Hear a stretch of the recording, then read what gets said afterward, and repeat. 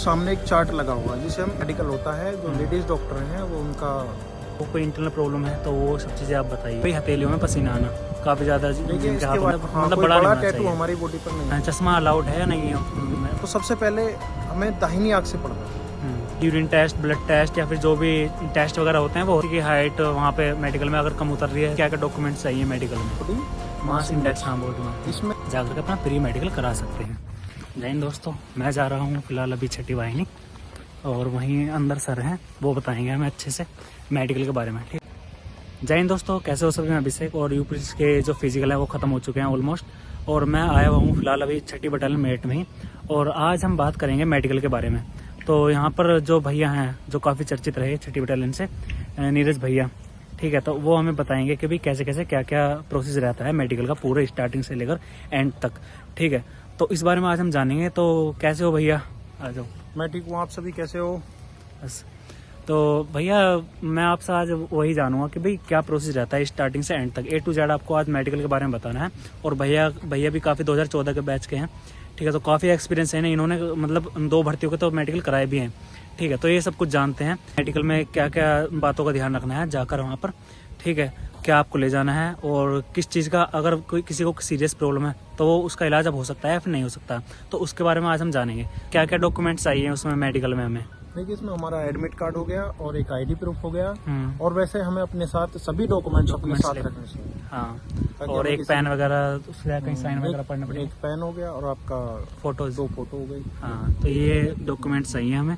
बाकी अपने ओरिजिनल भी सभी लेकर के इनकी स्टार्टिंग से शाम तक मतलब क्या क्या होता है उसमें चीज़ें?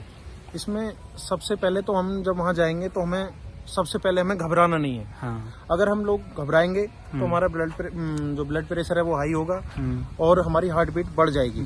एक इशू ये भी रहता है कि भाई जैसे किसी की हाइट वहाँ पे मेडिकल में अगर कम उतर रही है, जैसे 167.9 ऐसा होता है। इसके लिए जो हमारी DVPST में हाइट वेट उतरे हैं लगभग इतना होना वहाँ जरूरी है। हाँ, हाइट वेट होता है, ये सब कैसे होता है सब? ये BMI बोलते हैं, बॉडी मास इंडेक्स, हाँ बॉडी मास। इसमें क्या होता है, इसमें जो हमारा वजन होता है वो हाइट और वेट के हिसाब से होता है। हाँ, तो मेन चीज इसमें यही है कि हमें उसको ध्यान में रखते हुए उस चीज को अपने आप को भी प्रिपेयर करना। हाँ, एज के हिसाब से, एज के हिसाब से बहुत मतलब ज्यादा पूछा जाता है कि भाई यूरिन टेस्ट, ब्लड टेस्ट या फिर जो भी टेस्ट वगैरह होते हैं वो होते हैं नहीं होते पुलिस में?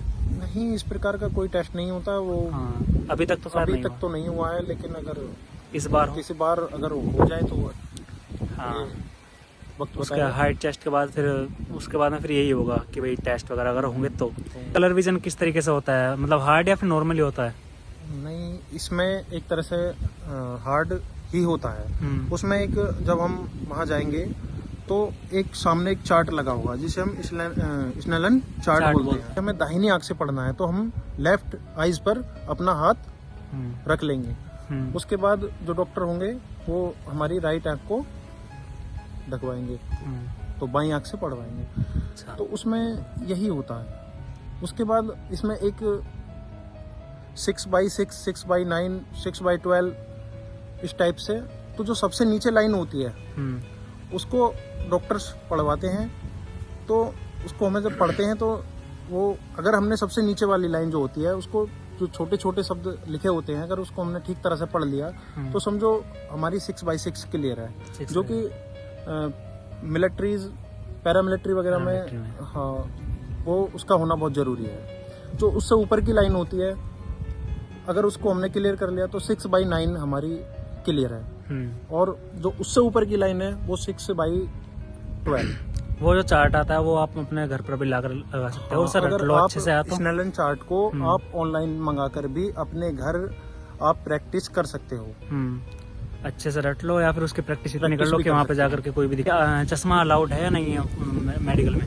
चश्मा आप लगा सकते हो, लेकिन आपकी आई साइट वीक नहीं होनी चाहिए, ज़्यादा नहीं होनी चाहिए, ज़्यादा वीक नहीं होनी चाहिए। हाँ, नॉर्मली आप लगा सकते हो, कोई दिक्कत नहीं है, लगा सकते हो, कोई दिक्कत नहीं। ठीक। एक इशू ये भी था कि भाई जैसे दोनों हाथों के बीच में एक एंगल रहता है, कैरी एंगल बोलते हैं जिसे, ठीक है, तो उससे क्या कैरी एंगल हमारी बाजुओं में नहीं होना चाहिए। हमारी जो बाजू है, जैसे डॉक्टर हमारे हाथ पैर सीधे कराएंगे जो दोनों हाथों को, तो हमारा बिल्कुल सीधी होनी चाहिए। इस तरह से कुछ लोगों की आपने देखा होगा जो मिलिट्री की तैयारी करते हैं, तो लड़के उनके बाजू तिरछापन आ जाता है। हाँ। तो वो चीज हमारी जो बाजुओं में नहीं होना चाहिए, नहीं हमारी होना बाजू चाहिए। बिल्कुल सीधी होनी। एक सबसे ज्यादा जो मतलब मेरे पास सवाल आ रहा था वो ये था कि भाई जिनको नोक नहीं है उसको कैसे सही किया जा सकता है और कितने टाइम लग सकता है उसे सही करने में। देखिए, अभी आप लोगों के पास टाइम है, जो हमारी नोकनी है उसको दूर करने के लिए नियमित व्यायाम और योग करने से इस प्रक्रिया को, जो ये हमारी प्रॉब्लम है, इसको दूर किया जा सकता है, आसानी से दूर किया जा कुछ सकता है। एक्सरसाइज होती हैं वो कुछ मैं एक्सरसाइज कनेक्ट कर दूंगा वीडियो से, मिल जाएंगे। हाँ। और एक होता है ना, एक साथ तकिया लगा के से दोनों पैरों के बीच में सो जाते हैं, हाँ वो भी ठीक है, उसे कर सकते हो उसको आप। कर सकते हो। ठीक सर, एक जो मतलब वो रहता है टैटू वगैरह, चाहे किसी ने बनवा रखा है, जैसे छोटे छोटे, चाहे किसी ने ओम बनवा रखा है, ठीक है, तो ओम सब से जैसे हम अक्सर देखते हैं हाथों पर ओम बना हुआ होता है, तो ओम से हमें कोई प्रॉब्लम नहीं है। हाँ, मतलब 1 इंच से ज्यादा हाँ, मतलब कोई बड़ा नहीं होना टैटू चाहिए, हमारी बॉडी पर नहीं होना चाहिए। और फिर आता है एक हियरिंग टेस्ट, तो उसमें क्या क्या होता है सर? हियरिंग टेस्ट में सबसे पहले तो हमें 5 से 7 दिन पहले अपने कानों की अच्छी तरह से सफाई करा लेनी चाहिए।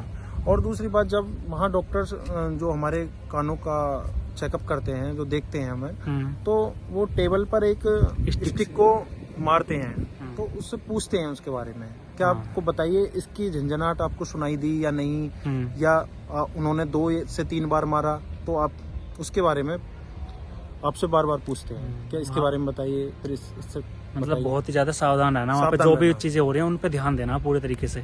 कुछ भी चीज आपने स्किप की तो सीधा नौकरी पे बात आ सकती है। हथेलियों में पसीना आना काफी ज्यादा, देखिए इसके बारे में, जैसे आपकी हथेलियां हैं, तो अगर इसमें पसीना आता है तो इसके लिए अभी आपके पास समय है, डॉक्टर से संपर्क करें। ये एक नेचुरल बीमारी है, ठीक है, इसके बारे में आप ज्यादा नहीं घबराएं, ज्यादा परेशान होने की जरूरत नहीं है। अभी डॉक्टर से संपर्क करें।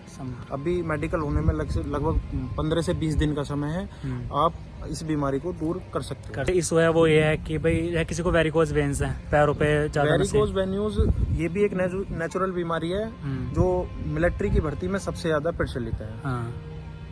मिलिट्री में इस चीज पर सबसे ज्यादा ध्यान दिया जाता है, हमारी पुलिस फोर्स में भी इसमें ध्यान दिया जाता है, लेकिन अगर किसी को ये बीमारी है तो आप जल्दी से जल्दी डॉक्टर से संपर्क करें। अभी आपके पास समय है, इसका ऑपरेशन करा लें। 2 हफ्तों में हो जाएगी। डॉक्टर से सलाह मशविरा परामर्श लेने के बाद आप अपनी बीमारी को दूर कर सकते हैं। दूर कर सकते हैं। चाहे किसी का हल्की थोड़ी बहुत भी है तो वो तो चल जाएगी, लेकिन ज्यादा अगर नॉर्मल है, हल्की फुल्की है, तो वो चल जाएगी। हाँ, तो सर जो इंटरनल पार्ट्स चेक होते हैं क्या, फिर मतलब चाहे किसी को कोई इंटरनल प्रॉब्लम है तो वो सब चीजें आप बताइए। ये डॉक्टर के ऊपर निर्भर करते हैं। वैसे हाथ के स्पर्श से भी कहीं सेंटरों पे चेक किया गया है। हाँ, तो उससे मतलब कुछ ज्यादा चेकिंग वगैरह तो नहीं होती ना? उसमें ज्यादा घबराने वाली कोई ऐसी बात नहीं है, ठीक है। कहीं कहीं होते हैं, कहीं कहीं नहीं होते, कहीं नहीं होते, लेकिन इस चीज पर आप ज्यादा ध्यान न दें, आप घबराए नहीं। सबसे पहले तो आपको घबराना ही नहीं है। सबसे पहले तो आपको घबराना ही नहीं है। सर गर्ल्स का जो मेडिकल है वो भी नॉर्मली होता है, फिर थोड़ा हार्ड होता है? नहीं, गर्ल्स का भी नॉर्मल मेडिकल होता है। जो लेडीज डॉक्टर हैं वो उनका ठीक तरह से उन्हीं को ठीक तरह से देख पाती हैं। और दूसरी बात यह है कि जो हमारी गर्ल्स हैं, इनका जो मेडिकल है वो अपने होम डिस्ट्रिक्ट होने के चांस है, होम डिस्ट्रिक्ट में। हाँ, तो नॉर्मली हो जाता है। और वार्ड अलग बनाया था, बॉयज़ का अलग, गर्ल्स का अलग। बॉयज़ का अलग और गर्ल्स का अलग। ठीक। तो दोस्तों मैंने सभी पॉइंट्स आपके कवर करने की कोशिश की है। अगर आपको फिर भी कोई प्रॉब्लम है, ठीक है, मेडिकली, और आपको कुछ इशू है आपकी बॉडी में, या फिर मतलब कुछ भी आपको दिक्कत है, तो आप कमेंट में मुझे बताना, मैं उसका रिप्लाई देने की कोशिश करूँगा, ठीक है। और गर्ल्स के लिए मैं कोशिश करूँगा किसी मतलब कोई भी मैम से उनका इंटरव्यू लेकर के मेडिकल के बारे में आपको मैं बताऊँ, ठीक है ना, यू पुलिस का कैसा होता है। ठीक, अभी मैंने फिलहाल मतलब बॉयज़ का मेडिकल कवर किया है, हालांकि मैंने कुछ पॉइंट्स में गर्ल्स के लिए बताए हैं। वह तो सब कुछ सेम ही होता है नॉर्मली, ठीक है, लेकिन फिर भी मैं कोशिश करूँगा कि भाई एक और वीडियो लाऊं मैं मेडिकल के ऊपर। फिर आपको भाई ये लगता है ना कि ज़्यादा कुछ बड़ा इशू है और किसी को डर लग रहा है कि भाई होगा या नहीं होगा मेडिकल, तो आप किसी भी सरकारी या फिर प्राइवेट अस्पताल में जाकर के अपना प्री मेडिकल करा सकते हैं, ठीक है। सरकारी में करा लोगे तो उससे अच्छा तो कुछ है ही नहीं, ठीक है। और क्योंकि वहाँ आपको वही डॉक्टर्स मिलेंगे अच्छे, और अपनी सिटी में करा लोगे तो अच्छा है, ठीक है ना। तो प्री मेडिकल आप करा सकते हो, ज़्यादा फीस नहीं लगेगी, बहुत कम फीस में हो जाएगी। जो सर थे भाई नीरज कुमार PTI, इनका मतलब चैनल का नाम है, तो उन्हीं से मैंने सारी इन्फॉर्मेशन ली है। और यहीं छठी पटेल में मैं रिव्यू लेना आया था मेडिकल के बारे में, ठीक है। तो आपको इसी तरह की अपडेट्स आपको कंटिन्यू मिलते रहेंगे, और सर का चैनल भी आपको सब्सक्राइब करना है। और भाई मेरी वीडियो अगर पसंद आए तो चैनल को सब्सक्राइब करना और शेयर करना ना भूलिए, ठीक है। जय हिंद।